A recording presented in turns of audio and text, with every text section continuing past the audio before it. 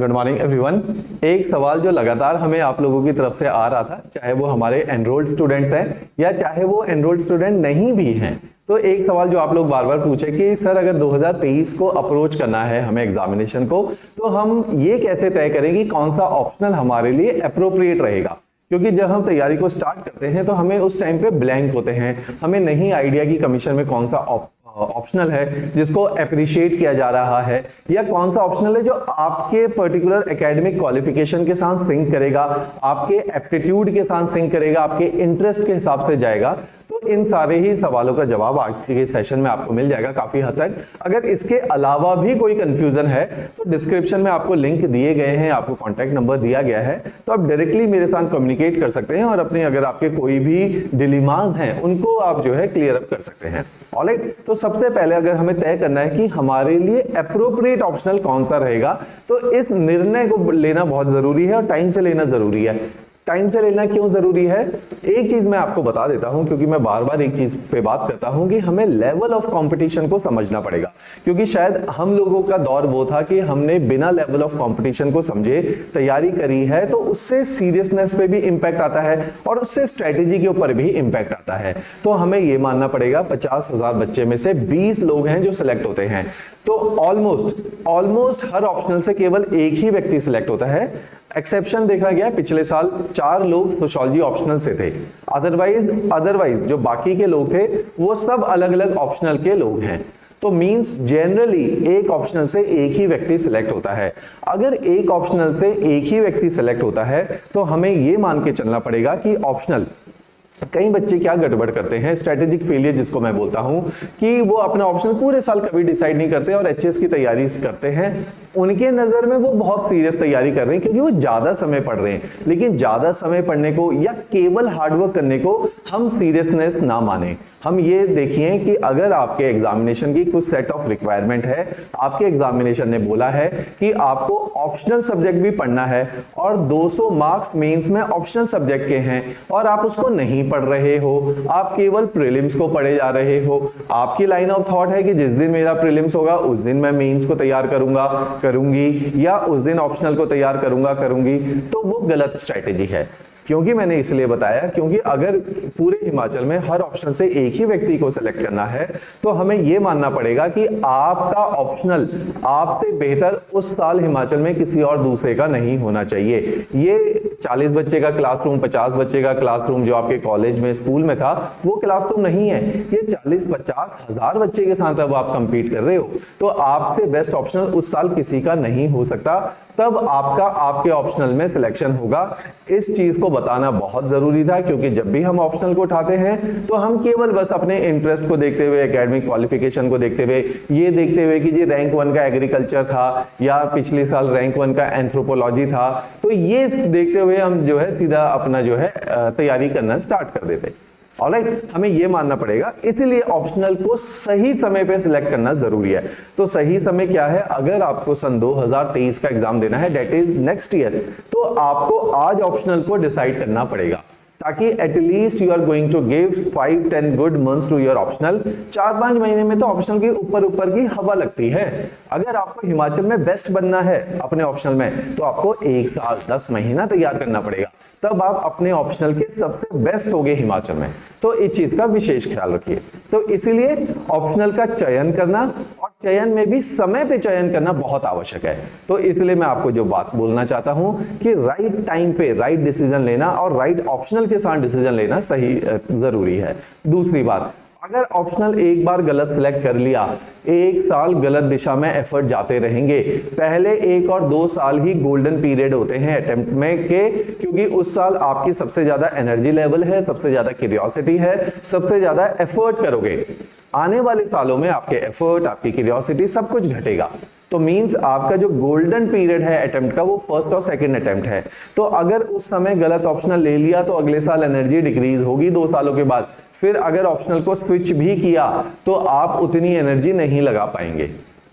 इसलिए सही ऑप्शनल का चयन करना जरूरी है। सही हर व्यक्ति के लिए अलग अलग है, अलग अलग ऑप्शनल से लोगों ने रैंक ली है, तो एक ऑप्शनल सबके लिए फिट है आवश्यक नहीं है। तो यही हम क्राइटेरिया देखेंगे कि कौन से व्यक्ति के लिए किस प्रकार का ऑप्शनल सही रहता है और ऑप्शनल का चयन कैसा करें।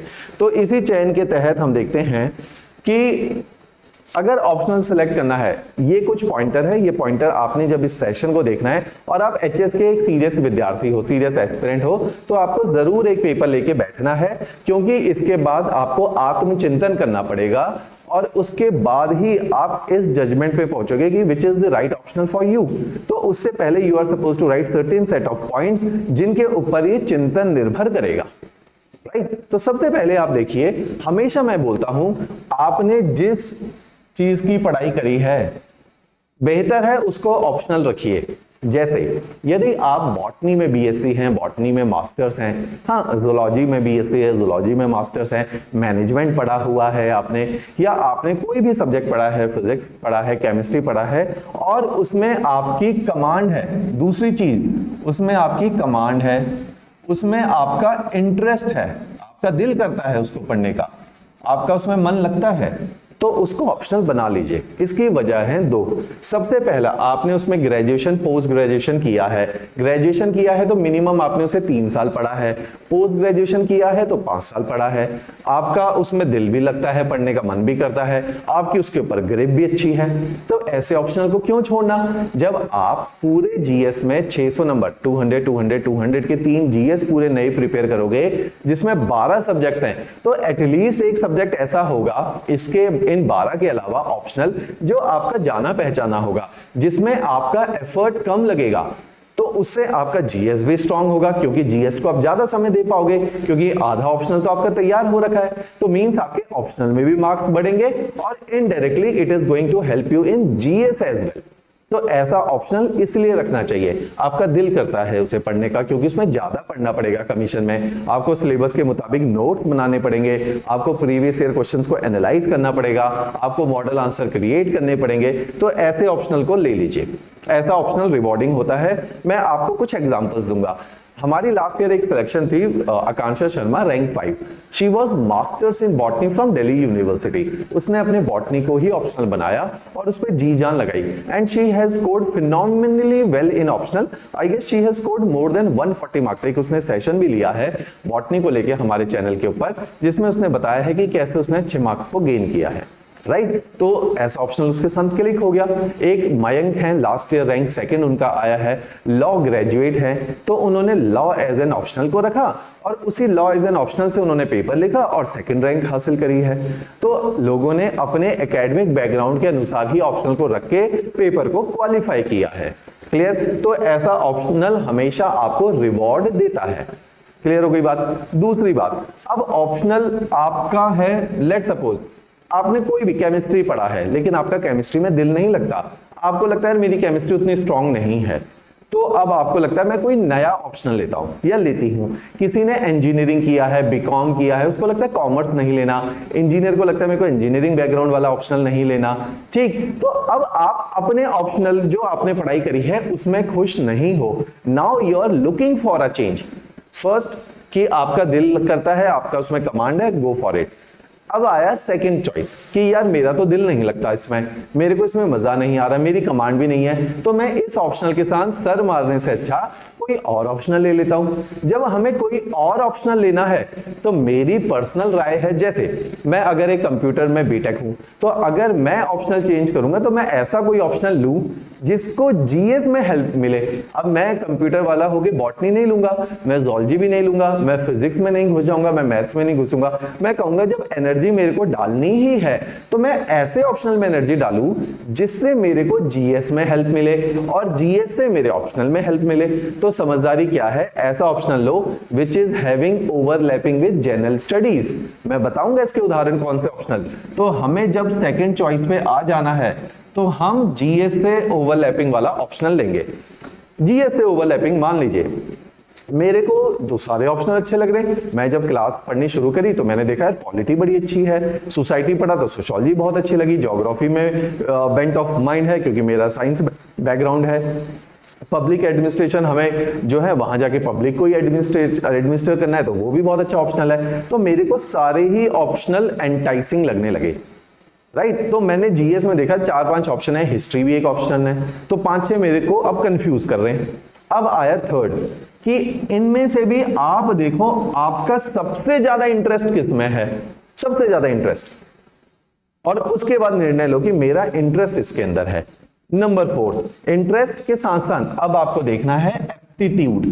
केवल इंटरेस्ट से काम नहीं चलेगा। जैसे मेरे को सोशियोलॉजी तो बहुत अच्छा लगता है, पब्लिक एडमिनिस्ट्रेशन अच्छा लगता है, लेकिन जो आर्ट्स साइड वाले ऑप्शनल है उनके लिए मेरा एप्टीट्यूड ठीक नहीं है। मैं लिटरेचर वाला बंदा नहीं हूं, मेरी लैंग्वेज पे कमांड बहुत अच्छी नहीं है, इन सारे सब्जेक्ट के अंदर आंसर राइटिंग अच्छी चाहिए, तो मेरी लैंग्वेज उतनी नहीं अच्छी नहीं है। मैं शॉर्ट एंड क्रिस्प अच्छा लिखता हूं, कॉन्सेप्ट को टेक्निकल हो तो जल्दी समझ लेता हूं, तो मेरे एप्टीट्यूड के अनुसार ज्योग्राफी फिट होता है, राइट। तो आपने अपने ऑप्शनल में इंटरेस्ट तो देखना ही है। इंटरेस्ट देखने के पीछे कारण है कि भाई ऑप्शनल बोरिंग लगने लगता है। अगर आपका दिल नहीं है तो आप ऑप्शनल पढ़ ही नहीं पाओगे। एक साल जिस चीज का दिल नहीं है पढ़ने का, उसको आप कैसे पढ़ लोगे, राइट। तो आपका दिल लगना चाहिए उस ऑप्शनल के साथ।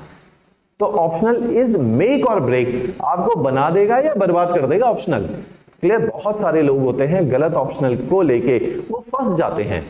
गलत ऑप्शनल का क्या मतलब है, you should able to score 120+ in HS. अगर आपको ऑप्शनल को लेके सिलेक्शन चाहिए, ये 120+ बड़ा स्कोर भी है, बहुत बड़ा भी नहीं है, तो आप अपने ऑप्शनल को हमेशा देखो क्या मैं 120 क्रॉस कर सकता हूं, जो कि अच्छा स्कोर है सिलेक्शन पॉइंट ऑफ व्यू से। तो आपका इंटरेस्ट के साथ आपका उसके अंदर एप्टीट्यूड होना चाहिए, राइट। इसके बाद आप निर्णय लो कि अगर मैंने 2-3 ऑप्शंस रखे थे, इनमें से मेरे लिए बेस्ट कौन सा रहेगा। अब फिर कंफ्यूजन हो गई, यार 2 निकल आए, इन दोनों में से अब नहीं समझ आ रहा कि कौन सा लेना चाहिए। अब आते हैं सेकंड पेज पे कि अब और निर्णय कैसे लिया जाए।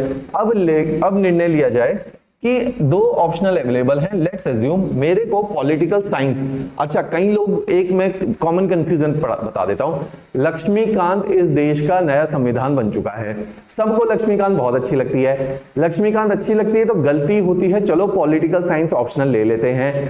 पहले देखो पॉलिटिकल साइंस का सिलेबस और प्रीवियस ईयर क्वेश्चंस। जो लक्ष्मीकांत है वो पॉलिटी है, वो भी Indian polity. Political science optional में थ्योरीज हैं, उसमें कॉन्सेप्ट हैं पॉलिटिकल साइंस के, वो डिफरेंट है।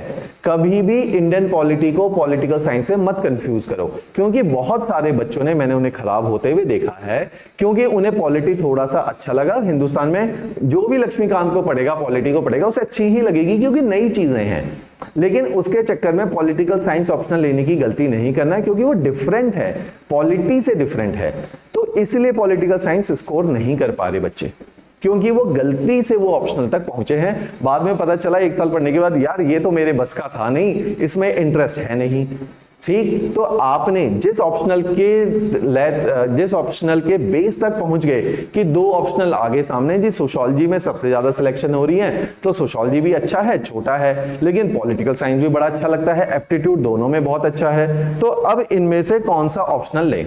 तो इस पर्टिकुलर केस में आपने देखना है कि आपके पास कौन से सब्जेक्ट के रेडिली अवेलेबल नोट्स हैं, कौन से सब्जेक्ट के टीचर्स अवेलेबल हैं, लेक्चर्स अवेलेबल हैं, और कोई पर्सनल मेंटोर है। Personal mentor is very important, जो आपको ऑप्शनल पढ़ा रहा हो, क्योंकि आप समझिए हर हिमाचल में हर कोई एक ऐसा व्यक्ति होगा जिसका कोई दूर का रिश्तेदार, भाई का दोस्त, बहन की फ्रेंड जो है एचएस ऑफिसर होगी। उसको पर्सनल मेंटर कभी मत मानना, क्योंकि उनके पास समय नहीं है, वो आपको personally step by step guide नहीं कर सकते। वो आपसे एक बार मिल सकते हैं लाइफ में, जिसमें वो बता सकते हैं कि भाई मैंने ऐसे तैयारी करी थी, ठीक, तो उसको पर्सनल मेंटरशिप नहीं माननी है। पर्सनल मेंटरशिप वो है जो आपसे फीडबैक ले, पर्सनल मेंटरशिप वो है जो हर हफ्ते आपके साथ कनेक्टेड रहे, तो वो पर्सनल मेंटरशिप है। तो अगर जिस ऑप्शनल की ये सिस्टमैटिक व्यवस्था आपके पास है, 2 में से अगर कंफ्यूजन है, 3 में से कंफ्यूजन है, go with the optional which is having, for which you are having availability of your notes, your lectures and your personal mentor, क्योंकि वो आपको क्लोजली ऑब्जर्व कर सकता है। रीजन इज, हमेशा एक चीज को याद रखो कि you should be best in your optional. जिस साल आप पेपर दे रहे हो, आपसे बेहतर ऑप्शनल किसी का ना हो पूरे हिमाचल में, तब आपका सिलेक्शन होगा। इस चीज का बहुत ख्याल रखना है। क्लियर? तो मींस कि आप देखो फोर्थ डिसीजन जो हमने अभी बात करी कि अभी भी समझ नहीं आ रहा कौन सा लें, तो वो लो जिसके नोट्स और टीचर और लेक्चर्स अवेलेबल है। एक बार ऑप्शनल को निर्धारित कर लिया, उसके बाद आपने देखने हैं उस ऑप्शनल के previous year questions and PYQ.